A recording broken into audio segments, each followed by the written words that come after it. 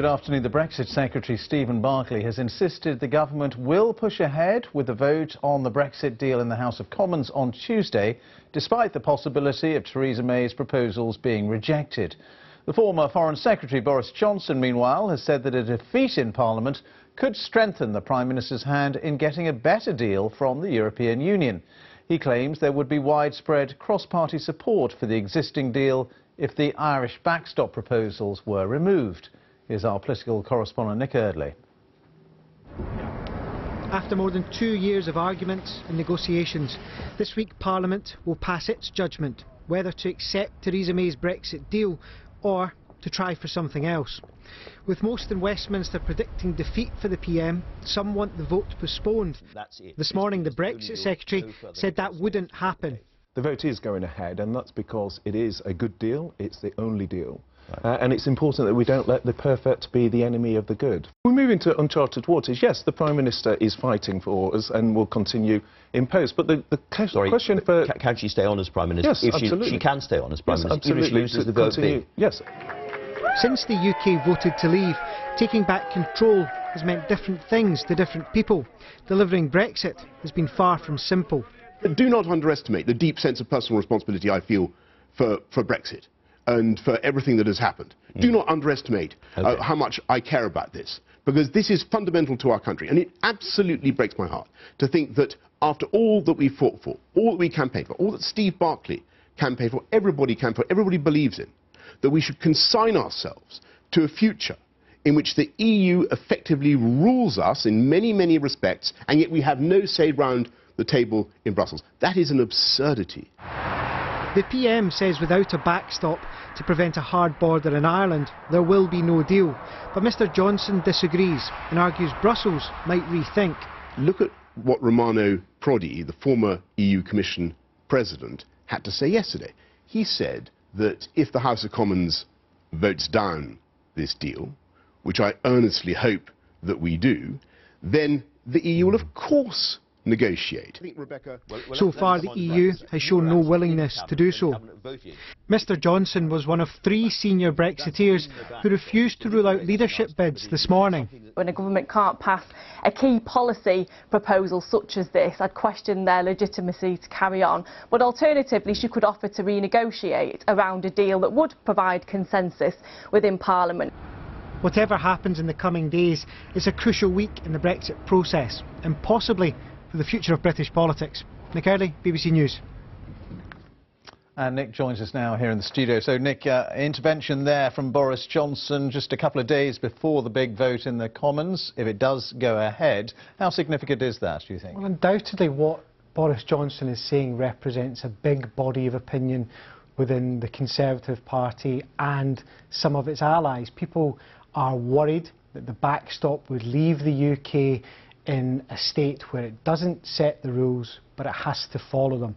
Having said that, it's not a new argument, and the Prime Minister has always been clear that she doesn't think that there will be a deal with Brussels without a backstop. Likewise, any suggestion of revisiting the backstop question has been rebuffed by Brussels so far. So it sets up this massive showdown on Tuesday. You heard Steve Barclay, the Brexit Minister there, saying this vote will definitely go ahead. I suspect there will be people who will continue to lobby for it to be postponed over the next 24 hours. I suspect political reporters like me will still be asking the question this time tomorrow, will it definitely go ahead? But either way, we're in for a big week. Indeed, Nick, thank you very much indeed. Nick Eardley there. Police in New Zealand investigating the murder of British backpacker Grace Millane say they have found a body on the outskirts of Auckland. They believe it is that of the 22-year-old from Essex, but so far there's been no formal identification. A 26-year-old man has been charged with her murder. Phil Mercer reports now from Sydney. How and why Grace Millane died will be the focus of an intense investigation that New Zealand police say is far from over. A body found in a forest in the Waitakere Ranges, a beauty spot with hiking trails a short drive from Auckland, is thought to be that of the university graduate from Essex. Police say the remains were discovered close to a main road. We located a body which we believe to be Grace. The formal identification process will now take place. However, based on the evidence we have gathered over the past few days, we expect that this is Grace. Obviously, this brings the search for Grace to an end. It is an unbearable time for the Mullane family, and our hearts go out to them. Grace Mullane was last seen on security video at a hotel in Auckland more than a week ago. The 26-year-old man she was with has been charged with her murder and is due in court tomorrow. The backpacker's father, David, arrived in New Zealand on Friday to make a public appeal for help in finding his daughter. He said she was fun-loving and outgoing. 11,000 miles away in England, there have been prayers for the family at their local church in Essex. Miss Mullane graduated from Lincoln University in September. She'd been travelling alone in New Zealand for a fortnight, following a trip through South America. It was supposed to have been the adventure of a lifetime. Phil Mercer, BBC News, Sydney. President Trump is looking for his third chief of staff in the first 2 years of his presidency, after he announced that John Kelly would depart at the end of the year.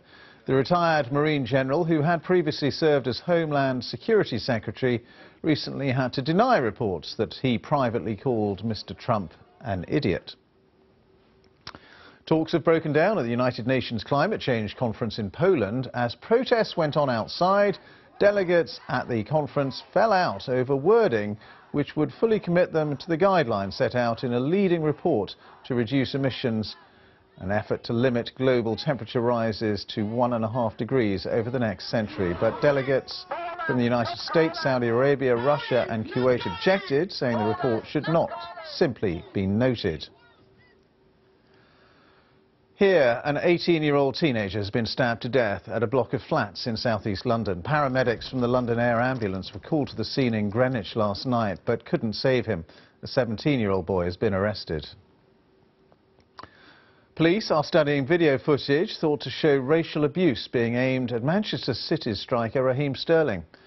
It was highlighted by Twitter users following the game yesterday between Chelsea and Manchester City at Stamford Bridge. Police say they are checking to see if a criminal offence was committed.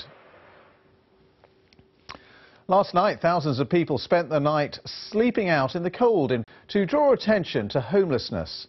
New projects are underway to try and help those who, for whatever reason, find themselves on the streets, as Lorna Gordon reports. The distinctive skyline of Scotland's capital city. But look a bit closer, and in amongst the Christmas lights and shoppers, there's another side. So many people going past you and looking at you like you're a piece of dirt, basically. After going into debt, Jade says she lost her home, her children, her hope. There's been days I've been wanting to kill myself and everything because I'm lying here. I wouldn't wish it on my worst enemy, I really wouldn't. Like, I had the worst upbringing ever, so I thought my life was going to be okay, and like I would have my kids, my husband, my partner. I just never got nothing. With high rents and a lack of affordable housing, the charity Shelter warns that Edinburgh is at risk of a housing crisis comparable to London. Those without a roof of their own staying in B&Bs, temporary accommodation, some areas bedding down beneath the city streets. I've lived in Edinburgh for nearly 30 years and 24 of those were middle class with a own company and 3 beautiful kids and a beautiful wife and all that kind of good stuff. Now home for Guy is a graveyard, the living sleeping alongside the dead. So I was living under the railway bridge for 10 days and that got flooded out. And so I moved in here. This site has always been used as a site for homeless people. The most important ingredient, as you can see, and today is a great example, is it's dry. Childhood trauma, alcohol and drug problems, mental health issues, debt. The reasons people end up sleeping rough can be complex, but on the outskirts of Edinburgh, a small village dedicated to people who have been homeless and who are free of addiction. The crucial thing with this village is we're not saying this is the one and only answer, we're saying this is a small part of a jigsaw of various solutions that are required to tackle homelessness, but all of them have the same parallels, which is a nice place where you feel of value, that you have a place to call home. Come in. Thank you. This is your home. The aim here to give residents like Murray the time, stability and support to get back on their feet. It's given me hope, ultimately. It's given me a space where I can feel safe, warm, supported. The future's bright for me. These challenges are not unique to Edinburgh, and there are plans to build thousands more affordable homes. But the attempt here to also try a different approach in tackling homelessness is being watched by other cities and could soon be seen elsewhere. Lorna Gordon, BBC News, Edinburgh. And you can see more on all of today's stories on the BBC News channel. The next news on BBC One is at 5 o'clock. Goodbye for now.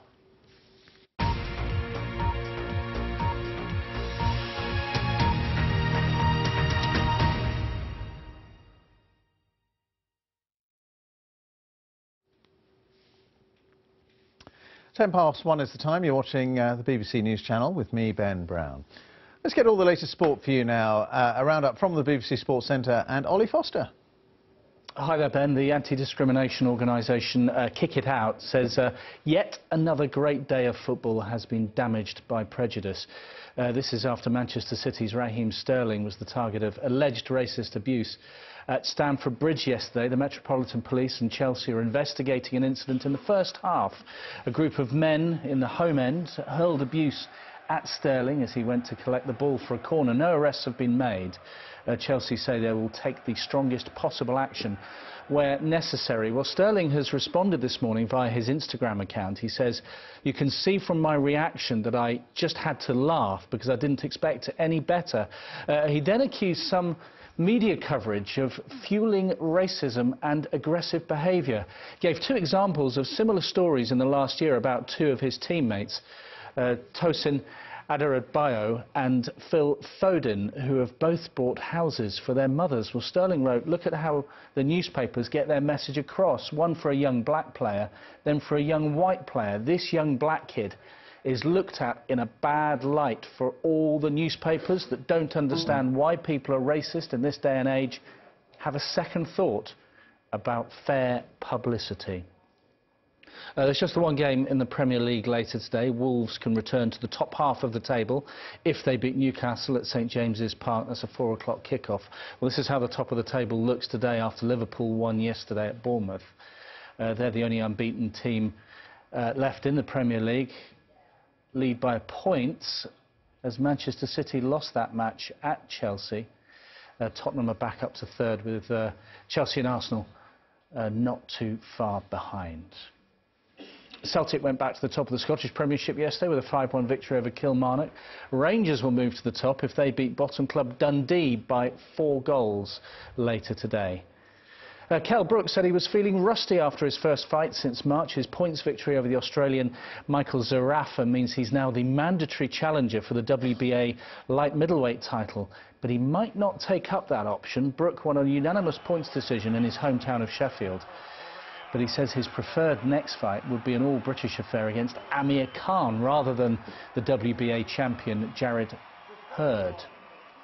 Brook said, "I want the Khan fight. It's now or never."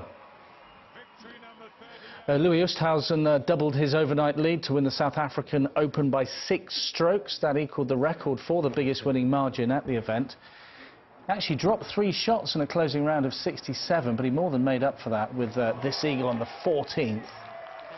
It's his first tournament victory for almost 3 years. The first time he's won his home Open. The final of the UK Snooker Championship is just getting underway. Let's take you to the Barbican in York. You can follow this match live on BBC Two or the BBC Sport website. The defending champion, Ronnie O'Sullivan, is going for a record 7th title. He's up against Mark Allen. Very early stages. This is still the first frame, but that was a good long pot from O'Sullivan there, with the reds pretty wide open. He might be able to build a decent break from there. Like I say, BBC Two if you want to watch that final, the first frame underway. European cross-country championships are underway in Tilburg in the Netherlands. Various age groups. We hadn't planned on showing you the men's under-23s, but this is the Frenchman Jimmy Gressier. Look at that, he already had his flags. He knew he was going to defend his title, the first man to do that. So how to cross the line to mark such an achievement? Steve Cram takes up the commentary. Jimmy Gressier in fine style coming away to win the gold medal for... Oh! I said in fine style. Jimmy. What are you doing? I don't think he meant to do that. His big moment, and he fluffed it. Anyway, he ran brilliantly well. It was pretty classy, wasn't it? Yeah, that's probably what I would do, but not at the end, probably at the very start. You can follow the men's race right now, as you can see on the BBC Sport website behind me. Also the red button as well, bbc.co.uk/sport. We'll have more sport for you throughout the afternoon on BBC News. Yeah, Ollie, I'd pay good money to see you falling flat on your face in the mud. I do it in most bulletins, but, you know. Thank you, Ollie. Ollie Foster there with the sport. Now, in Paris, the clean-up has begun after a day and a night of more protests and more violence by the so-called Yellow Vest movement. The French finance minister has said the violence is a catastrophe for the nation's commerce and economy. And amidst the unrest, looting broke out, shops and storefronts were hit. The demonstrations are over rising living costs and dissatisfaction with President Macron. Police arrested nearly 1,700 people altogether, while more than 100 were injured, needing hospital treatment. Well, it is being reported in the French media that President Macron will make a major announcement next week, maybe even tomorrow, in a televised address. Our correspondent Lucy Williamson reports now from Paris on a night of trouble. They called it a protest. At times it looked more like a game of urban war. Groups of protesters fanned through the capital streets. From the Arc de Triomphe to République, boulevards once built to open the veins of the city, filled with tear gas, burning vehicles and riot police. The police were well prepared for this confrontation, with armoured vehicles, new tactics and bag searches, seizing gas masks and helmets and anything that could be used against police. The tear gas, far stronger than usual, took many protesters by surprise. And rapid reaction squads, marked out by orange armbands, were stationed among the protesters to spot trouble and make early arrests. Despite the violence of previous protests, this movement still has the backing of many voters in France. Its members proud of their lack of leadership and the diversity of their support. But this movement is already splintering into two kinds of protest, one that looks towards a new political programme, and a violent wing opposed to any negotiation that's hard to exclude, even harder to control. Lucy Williamson, BBC News, Paris. And meanwhile, France's foreign minister has urged President Trump not to interfere in French politics after the American president posted a tweet about the protests. He said, "Very sad day and night in Paris. Maybe it's time to end the ridiculous and extremely expensive Paris Agreement, on climate change that is, and return money back to the people in the form of lower taxes." Well, in response to that, the French foreign minister said, quote, "We do not take domestic American politics into account, and we want that to be reciprocated. Leave our nation be." A fresh warning is being issued to young athletes about the dangers of under-eating and overtraining. The condition is known as relative energy deficiency, and it affects hundreds of people. It can lead to serious eating disorders like bulimia and anorexia. It causes a drop in hormone levels for men and women. It can have really damaging consequences, especially for bones. Well, I've been discussing it with the dietitian Renee McGregor, and she told me that it's a problem that affects sports people across the board. I think the important element here is that this is more than just a physical condition. Although that's what we see, that's how it's presented in clinic, it is a psychological problem as well. So a lot of individuals that take up sport, they have a certain type of personality that they want to prove they're good enough, they're determined, they're focused, but they have also often quite low self-worth and self-opinion, and their perception of themselves is quite poor.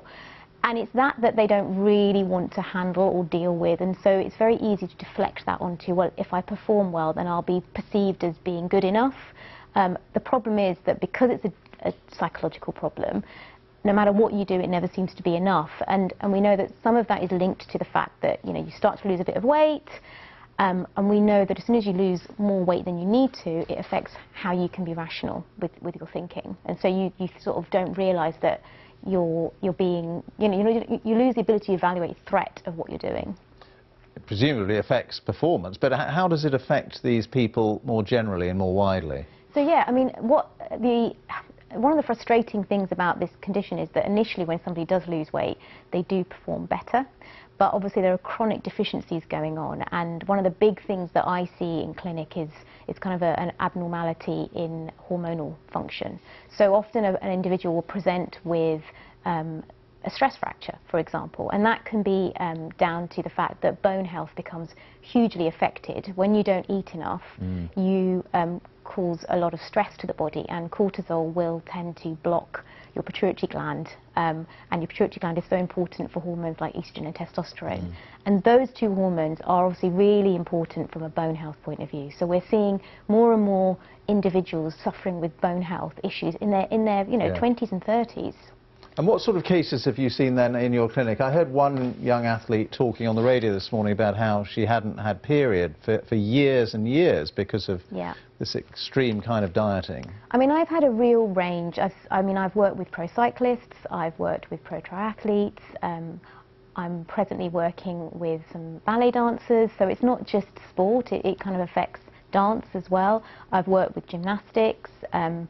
I've worked with young athletes, old athletes, I've got a climber at the moment. You know, this is a problem that is coming about. It's becoming more and more of an issue, and it's not just about weight, it's about this need to manage expectation, you know, this need to prove your validity, that you're good enough. And they're almost putting too much pressure on themselves. Yeah, absolutely. So if you've got somebody who is determined to prove they're enough, and you put that into a competitive environment, you are basically asking for trouble to a certain degree if you don't give them the right tools to learn how to manage that. Rena McGregor there, a dietitian. Tens of thousands of Hindu protesters have marched through the capital, New Delhi, calling for a temple to be built on the ruins of a destroyed mosque in the city of Ayodhya. The site was home to a mosque for 460 years until Hindu extremists attacked and destroyed it in 1992, leading to riots across India that left thousands of people dead. Its future has been tied up in court for decades. There was tight security for the demonstrations, and protesters say they will not let up until the temple gets the go-ahead.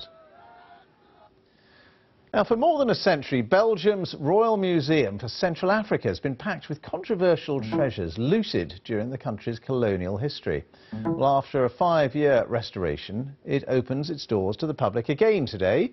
Now, the museum has changed its displays to offer a critical view of Belgium's past relations with Africa. But the reopening has risked being overshadowed by a row over whether it should repatriate its stolen artefacts. Rebecca Hartman reports. Artwork, statues and stuffed animals will once again be available for visitors to see in the Africa Museum. But many of these treasures on display were plundered during Belgium's ruthless colonial rule. Swathes of Central Africa were run as a private royal estate by Belgian King Leopold II. The museum began as a showcase of their treasures, but in the past 5 years it has been revamped to make its exhibits more critical of Belgium's brutal colonial past. We were often called the last colonial museum in the world, so we wanted to change that. We wanted to look at contemporary Africa, but at the same time take a more critical look at the colonial past. It's estimated that around 90% of Africa's material cultural heritage is in museums outside of the continent. So for many, the renovation does not go far enough. From our point of view, we don't care if the museum is renovated or not, if it reopens or not. What interests us is restitution, because there's no decolonisation without restitution. The debate over returning artefacts has raged for years, but it is only recently that the former imperial powers have started to address the requests. President Macron urged that artefacts stolen by France should be returned after commissioning an independent report. And several European museums, such as the Victoria and Albert Museum in London, have said that treasures like these, taken from Ethiopia by the British, could be returned to Africa on a long-term loan. We're willing to talk about restitution within certain conditions, like we need to establish the ownership, who owns it. Clearly the moral ownership is with country, but does it mean that everything that was acquired in the colonial period is legal or not? So that needs to be discussed further. Whatever happens, after 5 years out of the public view, it's hoped that these artefacts will gain a wider audience. Rebecca Hartman, BBC News. 55 pairs of designer trainers seized from a jailed gangster are to be sold at auction. The collection, valued at around £18,000, includes luxury brands like Louis Vuitton, Jimmy Choo and Gucci. Their owner, who is serving a 6-year sentence for shooting at a rival gang member, was allowed to keep any pairs that were worth less than £100. A British-made instrument has captured the sound of wind on Mars. There it is. Sounds a bit like wind on Earth, actually, but despite not being designed to pick up sound, the seismometer carried on NASA's InSight lander detected vibrations from the Martian air as it rushed over the probe's solar panels. The InSight spacecraft is the latest robotic resident on the Red Planet, sent there to study its geology. All right, time to look at the weather prospects here. Susan Powell's got the details. Afternoon, Ben. Wind here on planet Earth for us a little bit lighter in the next few days. Goodness knows, though, we've had enough spells of wet and windy weather in the week just gone. Quite a gentle northerly breeze for us today. Still some showers this afternoon in the northwest and across Scotland. Slightly cooler feel than we've had in the last couple of days because of the northerly wind direction, but there is a lot of sunshine to be had in the next few hours. Through this evening and overnight, some more showers for Northern Ireland, for the northwest of England and North Wales, a few across Scotland. But overall, a pretty dry night, light winds and chilly, especially across Scotland and Northern England, where we'll get a widespread frost. Our lows further south, we're typically talking about figures of 7 to 9 degrees. On into Monday daytime, and I think a lot of fine weather. Certainly to start the day, we're looking at pretty widespread sunshine too. But come the afternoon, thicker cloud arriving into the west, not producing much in the way of rain, but turning things increasingly grey and especially murky around the hills and coasts. Top temperatures just 4 after that chilly start in Aberdeen, up to 10 in London.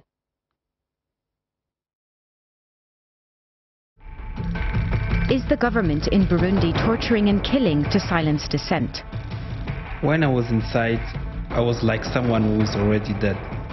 I did not think I would ever get out. Our World, Burundi's Torture Houses. Tonight, 9:30 p.m. on the BBC News Channel. I'm Catty Kane, Washington. I'm Christian Fraser in London. Let's start with the European Union, Brexit, Russian interference, Donald Trump's Twitter feed.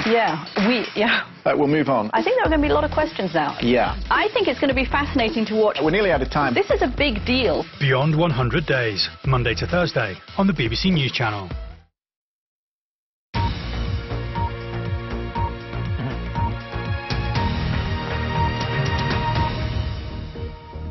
Hello again, you're watching BBC News with me, Ben Brown. Our latest headlines.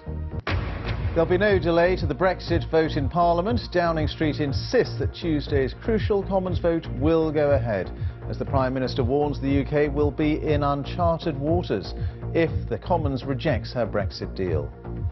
Leading Brexiteer Boris Johnson tells the BBC the vote should go ahead, but he insists the UK can negotiate a better settlement with the EU.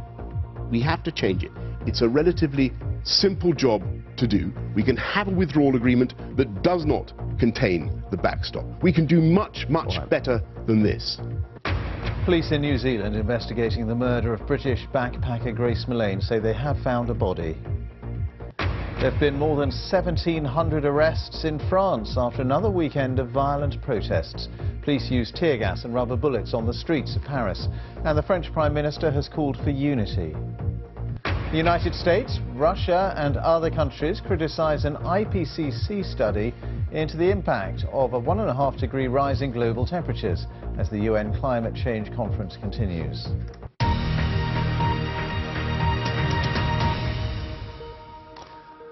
Right now, BBC investigates. Wirra Davis reports on an underground group that is inciting new recruits to spread racist hate throughout Britain.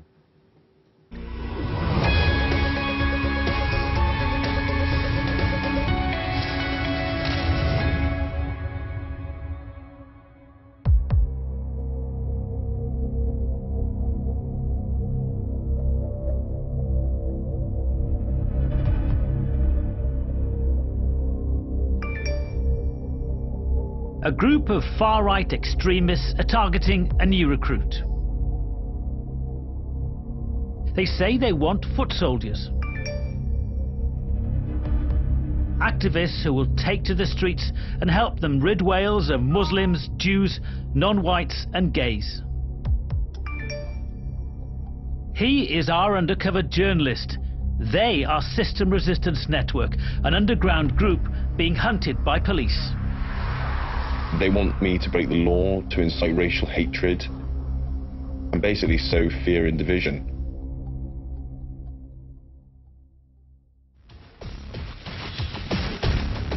SRN recruits through online propaganda.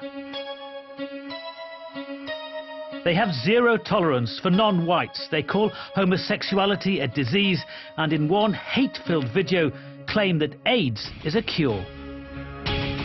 SRN's been targeting South Wales for the last year. This follower has just set fire to a Masonic hall. He daubed graffiti over schools, a university and a church. Images were posted online by SRN. For months, our undercover journalist has been communicating with them. I've created a fake online profile and persuaded them I want to join.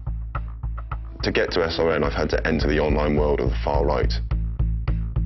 It starts on mainstream social media platforms, but quickly gets more and more extreme. You can literally feed off this stuff day and night. You can read about it, listen to it, or even play video games dedicated to the cause. Online, our journalist is posing as a university dropout with far-right views. They're looking for bright, disaffected people who are angry enough to join a movement which promises to change things.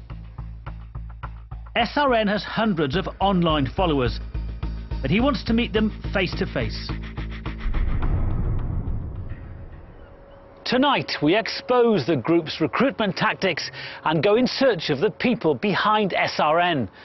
We also reveal the support the group has been receiving from the Welshman here in Swansea, who set up the first extreme far-right terror group to be outlawed in Britain. Police and campaigners believe SRN was inspired by the now banned terror group National Action.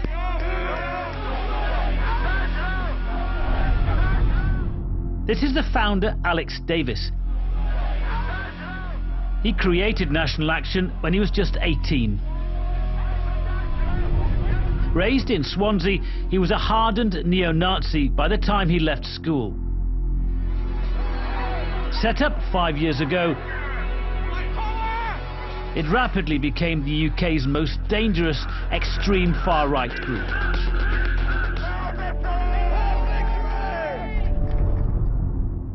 This is Ben Raymond. He was Alex Davis's media man. They used online propaganda to find new recruits.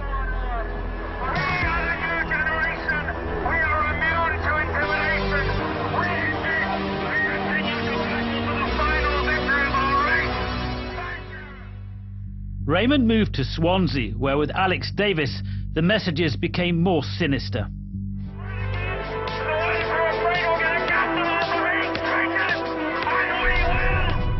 But from some of their followers, there was more than talk. With the hate came violence. One follower in North Wales, Zach Davis, tried killing a Sikh dentist with a machete. And when MP Jo Cox was murdered 2 years ago, National Action glorified her killer. That led to them being proscribed, making continued membership or support illegal. But the ban hasn't stopped Alex Davis's ambitions for a free white Britain. The young nationalists in this country are still here. We are unperturbed, and we will move forward regardless of the cost. You're listening to Radio Aryan. And Alex Davis has been on radio, a neo-Nazi station which is littered with racist and homophobic content. This is him promoting System Resistance Network, or SRN. The propaganda they put out, it even makes me blush. It is over the line, legally speaking, I would say. But all in all, you know, I think they're putting out a solid National Socialist message is really, you know, it's really good. He told listeners how to follow SRN, the latest neo-Nazi activist group, online. Less than 2 weeks later, this happened. SRN posters and graffiti were found in a Cardiff park ahead of an anti-racism demo. MP Stephen Doughty joined the march. To actually see swastikas being daubed on the streets of Grangetown in particular was, I think, a hugely shocking thing for local residents. I think it's been a wake-up call for a lot of people that these groups are operating in our communities and that we need to work together to fight them. But Alex Davis then went back on Radio Aryan to congratulate SRN for getting neo-Nazis in the headlines. As long as there is some sign of resistance there, there's hope. You know, it's like a fire. You know, as long as you've got some embers burning, all you need is to put a little bit more fuel on that fire and it can turn into something quite big very quickly. Just over a year ago, here in Swansea, the police arrested Alex Davis and Ben Raymond on suspicion of continued membership of National Action. They've not been charged. But some National Action followers were, after taking the group underground. 10 people have been convicted this year. Among them were student Alex Deakin and soldier Mikko Vehviläinen.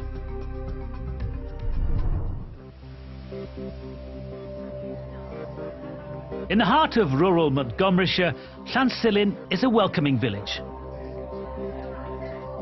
When Vehviläinen moved in, locals didn't suspect a thing. Hello Vera, how are you? Pleased to meet you. Can I come in? Vera first met him when he started renovating his cottage. How often did he come up to work on the house then? But it was only a weekend because he said he had to get, because he was in the army, wasn't he? Finnish national Mikko Vehviläinen was a lance corporal, a fitness instructor based in Sennybridge. He said his wife and children would be moving in. When he came first, somebody said, gosh, he's come a long way, what's he coming here for? But nobody thought no more, you see. But Vehviläinen was still an active member of National Action. Counter-terror police raided the cottage after discovering he was now operating underground with other members in the Midlands. He was a neo-Nazi, he was a white supremacist, he was someone who had access to high-powered crossbows, throwing knives. He was committed to violence and committed to an ideology of hate. But their plan to wage a race war, to acquire weaponry, to promote violent extremism was undiminished. Police found National Action leaflets and uncovered secret online conversations between Vehviläinen and other extreme far-right supporters. In one, he offered to let them use his home for meetings and said that Welsh villages like this one, with relatively cheap properties for sale, were ripe for turning into National Socialist communities. In Sennybridge, at his married quarters, more Nazi paraphernalia and weapons. In a message, Vehviläinen said that black people were not worthy of life and he could shoot their children and feel nothing. Vehviläinen urged other neo-Nazis to join the army. They had access to lots of young, influential young men who would join the army, who could be persuaded, could be radicalised to follow the neo-Nazi ideology. So incredibly dangerous individual. Police spotted Vehviläinen at this National Action demo before the ban, a serving soldier on the side of neo-Nazis. We've discovered he has a long and disturbing history as a Hitler-loving white supremacist. We've tracked down the former leader of the neo-Nazi Finnish resistance movement, which Vehviläinen joined long before he became a soldier.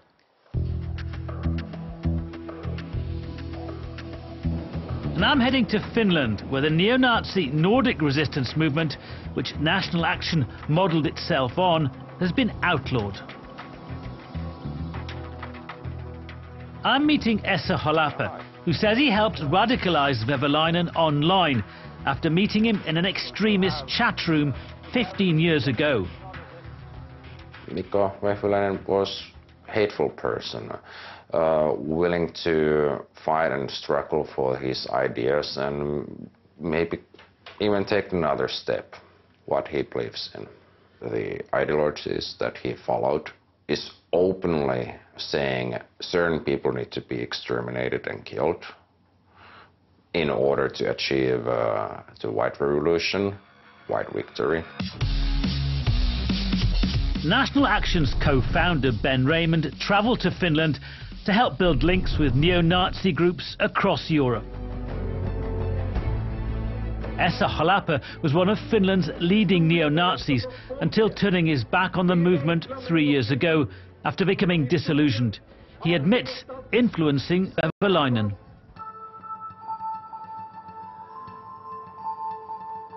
Given that Vehviläinen was such an open and committed neo-Nazi while living here in his native Finland, the big question is, how was he able to join the British Army in the first place? If a person who has a long background with extremist movements, I'm sure that some intelligence services might have picked up his name somewhere. Vehviläinen tried recruiting fellow soldiers. He boasted in text messages about finding sympathizers. According to Halapa, racist groups are actively seeking to infiltrate the army. Of course, it is alarming too that a person having these views and having these connections is able to, if I just say it like this, walk in to the British military. The army said it couldn't tell us how Vehviläinen became a soldier. It says it does vet recruits for convictions or links to extremist groups and has robust measures to ensure those showing extremist views aren't tolerated or permitted to serve. Vehviläinen was plotting alongside this man, former Aberystwyth University student Alex Deakin. He's one of 10 National Action supporters convicted earlier this year.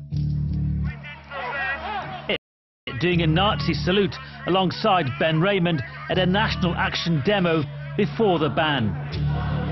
And he was in Swansea in 2016 at the White Pride demo, again with Ben Raymond. But after prescription, Deakin, who's from the Midlands, kept looking for new blood. Their aim was to just keep radicalising, recruiting, growing, but bringing in the skills they wanted. Deakin's plans became more and more violent. He suggested setting up death squads and wrote that all Jewish people should be burned.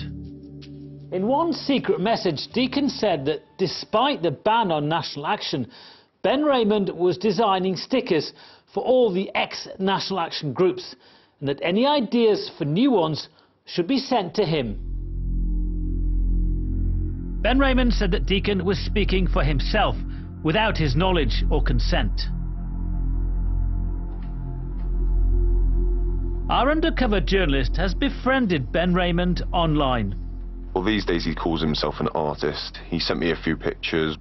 I was quite shocked to see the sort of artwork that he was producing, recreating images of Dr. Mengele and Adolf Hitler.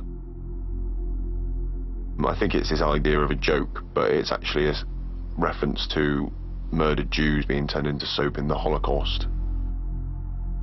He denies it's a sick joke. He calls it satire, just like the extreme far-right computer game he shared on Facebook. So what's the purpose of the game? You start off by killing anti-fascists, and then as you move through the levels, the different enemies change to sort of blacks, Jews, gays, Muslims. After his arrest in September last year, he made a film warning far-right suspects not to cooperate with police. Respond to all questions with no comment. Raymond says it's the same advice that solicitors give to political prisoners. And hail victory. And since his arrest, our journalist found Alex Davis continuing to push extremism online. You're listening to Radio Aryan. In one episode, I heard Alex Davis promote a new far-right website called England Lives. If you're a budding writer and you want to become a journalist or whatever, you know, maybe send in a couple of articles to them and try and support that website. It glorified killer Darren Osborne from Cardiff, who drove a van into a worshipper at a mosque in Finsbury. It was full of racist stuff, really vile language. Like many extreme far-right websites, the people behind them are hidden. Those hunting extremists in Wales know that online is a big challenge. The sort of ideology and intention hasn't changed. It's the tools that are available now for criminality in all its forms to exploit. What I'd say, though, is that it's also an opportunity for us to investigate, and it doesn't matter whether people are trying to radicalise online or offline. If the offence is there, then we'll investigate it and we'll bring people to justice. Our undercover journalist says SRN tell him and others to use encrypted messaging. They know police are onto them. We know that they have more than 200 followers on social media. But what we don't know is how many of them are willing to law for the cause.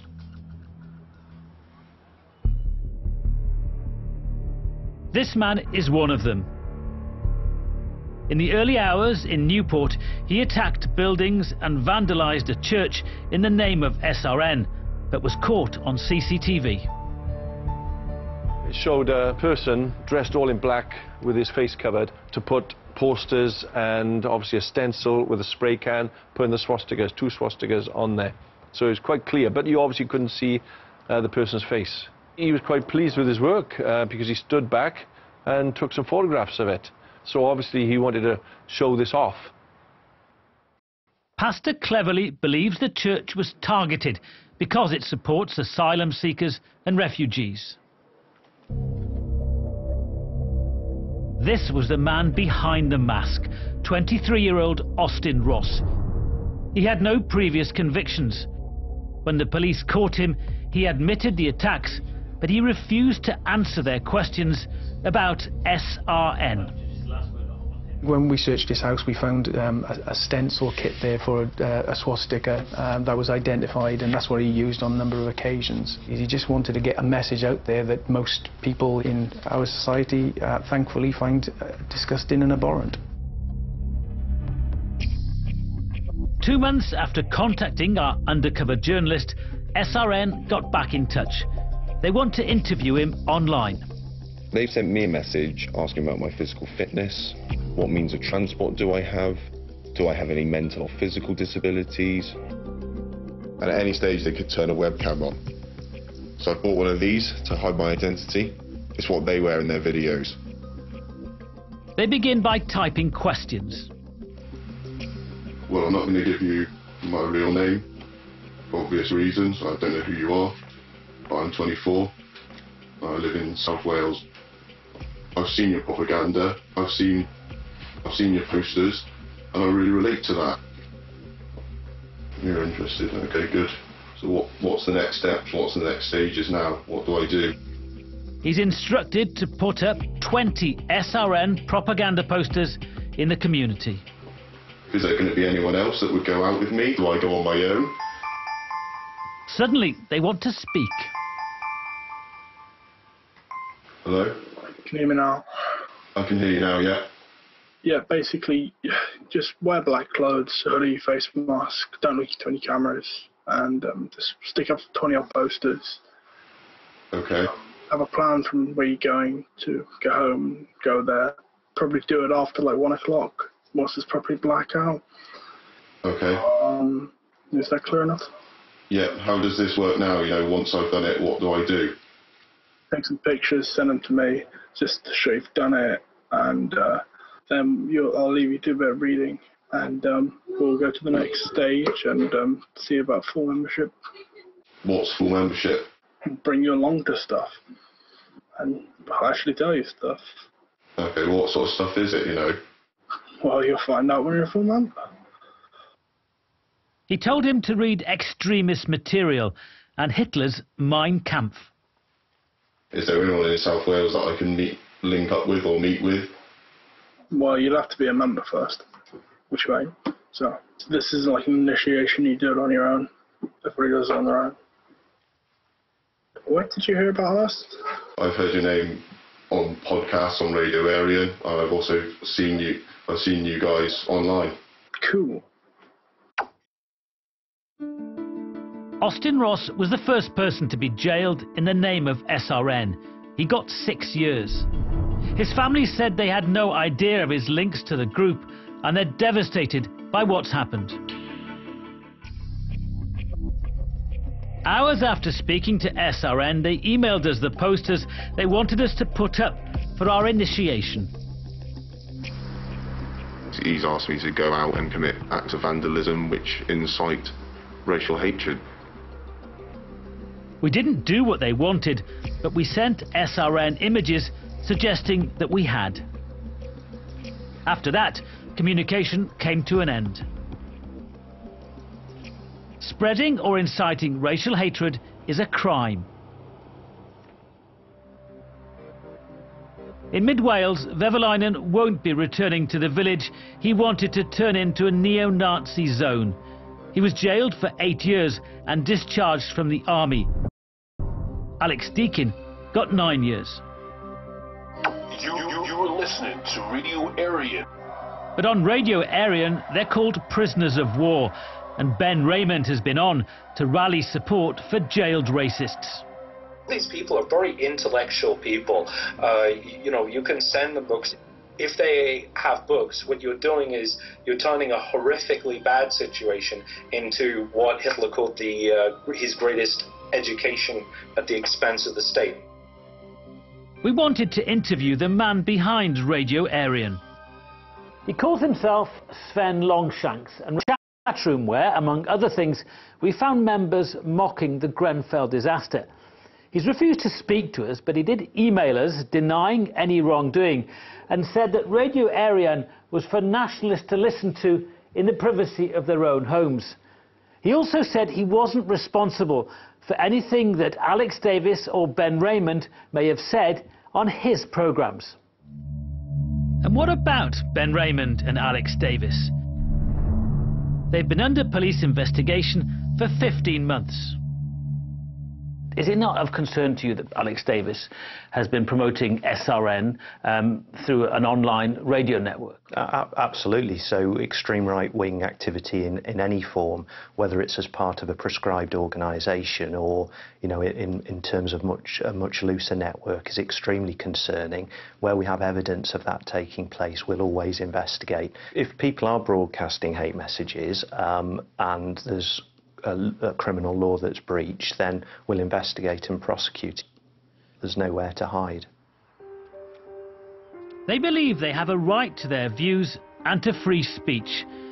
But MP Stephen Doughty, who sits on the Commons Home Affairs Committee, has reported Radio Aryan and comments made to the police.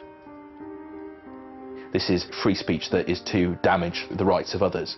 You can't have liberty to impinge on the liberty of others. And I think a lot of these organisations hide behind that, when in reality they're allowing some disgusting and hateful content to exist. He's asking the Westminster government to outlaw System Resistance Network. We need to have a much quicker process for looking at the prescription of organisations, but it's also about, I think, penalties for technology and internet companies that continue to host this content. Security Minister Ben Wallace thanked us for our investigation. He said the government will not hesitate to prescribe any organisation that poses a threat. It's working on tackling extremist propaganda online, and this winter, further measures to combat the threat will be published. We wanted to ask Alex Davis why he promoted SRN and other hate sites on Radio Aryan. We know he's been living here in Swansea. We were told he's moved on. No one can tell us where he's gone. We've tried to contact him online too, but he's simply not responded. What about Ben Raymond? He refused to be interviewed and didn't answer all of our questions. So I'm going to see if I can get some answers. Hello, Mr. Raymond. It's Wirral Davies here from BBC Wales. We spotted someone at an upstairs window. He's still refusing to answer specific questions we have for him. Why is he continuing to call for support for people who are now convicted racists? And SRN. 2 months ago, anti-terror police investigating graffiti